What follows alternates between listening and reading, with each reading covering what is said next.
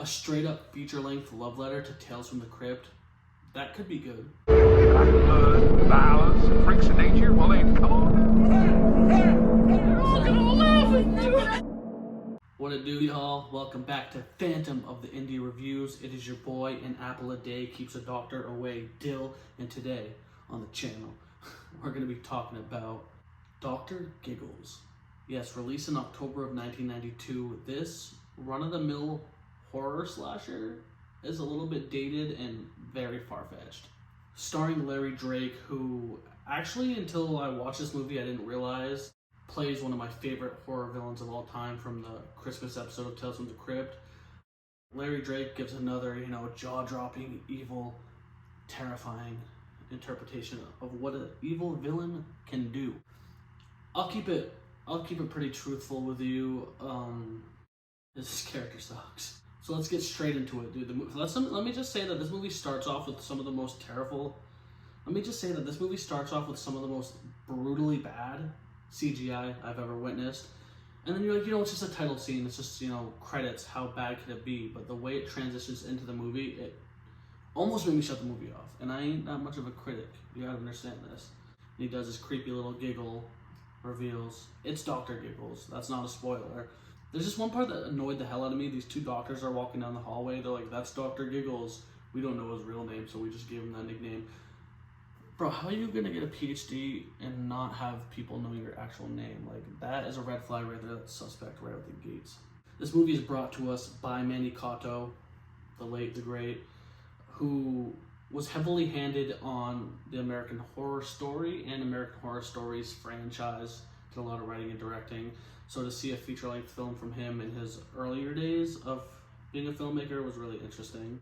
I feel like despite the campiness and low budget, you could still see his skill sets where, he's very diverse with casting, and he's very kind of pop culture heavy and witty with what he says. So I think he directed the movie fairly, but this script is where I draw the line on what's dog shit and what is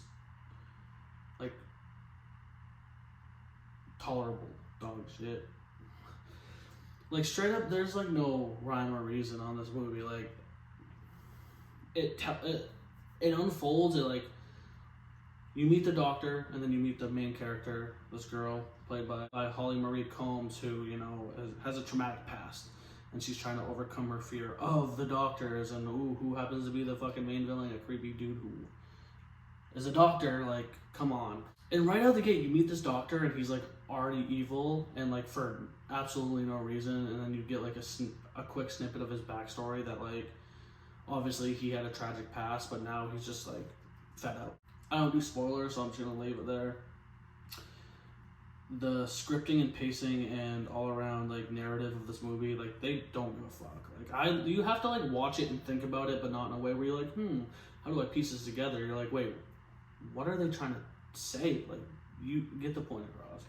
I will say that I really did enjoy the two cops in this movie. The the lead almost retired cop, and then his rookie partner. I thought they had a good chemistry. The main girl, I believe her character's name is Jennifer.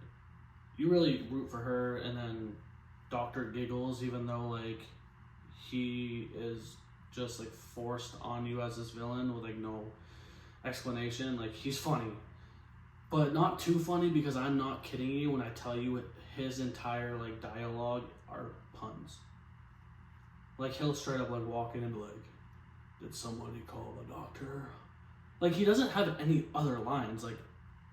He walks into a house, tortures someone, and then says, I didn't write that prescription. It was just funny. Don't get me wrong. I'm busting guts, but to the point where every single fucking thing he says until his last line in the movie. I could only think that the dude that wrote this movie just was typing it up on his giant PC, busting guts, thinking it was the funniest shit, but it wasn't. And there could be an argument where Dr. Giggles might be on a tier list of the most iconic horror villains of all time, and you can just take that fucking list and wipe your bare ass with it, because this dude, there's a reason why there wasn't a sequel. I fucked with Larry Drake as Dr. Giggles. I thought it was an interesting movie, But I swear it was cornier than the Leprechaun. Like, it was cornier than Chucky. And, like, you know, like, with one-liners and punchlines and, like, an aesthetic that you gotta kind of, like, stereotype is good for villains. But this doctor, let me just say, the doctor's out of office. No, for real. There was this one cool sequence. Like, there was hit or miss cinematography for me. Like, there'd be some scenes where you'd be watching, like, oh, nice transition, nice zoom, nice, you know, focus. And then there was others that were just, like, terrible. So I don't know if the same cinematographer, like, dealt with the whole film or what. But there was this one scene where they're at a carnival and they go into this fun, like, this maze, like, this House of Horror maze. And I will say that little, like, 2-minute scene of, like, the editing choices they made and the graphics with the music and the build-up, like, that was kind of, like, trippy inducing and very, very suspense building. Until the bitch literally runs out of the back, and instead of going back into the carnival, she just runs down a fucking hill into the woods. Like, it's like you fucked yourself over. Like, I get in horror movies, you gotta do your thing, you know, you gotta extend the runtime, but, like, be a little bit smart. And I will say that the cop in this movie, I really like the younger cop, the main character, the dad.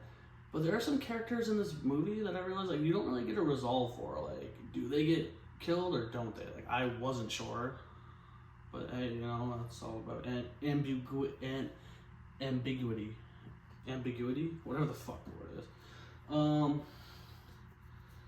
There wasn't very good kills in this movie. It was kind of dragged towards the end. Like, once they're, like, trying to do that final girl fight the boss sequence, the final girl fight the killer sequence, it kind of dragged on a little bit too long.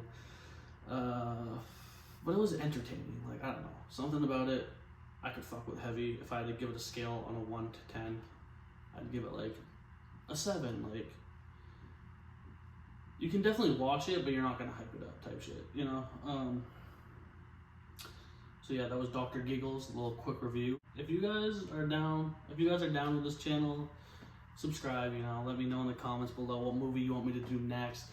We're gonna be posting every Saturday and Wednesday until October, and then the schedule will kind of change. But with that being said, I'm just gonna say it. I'm gonna say it one time.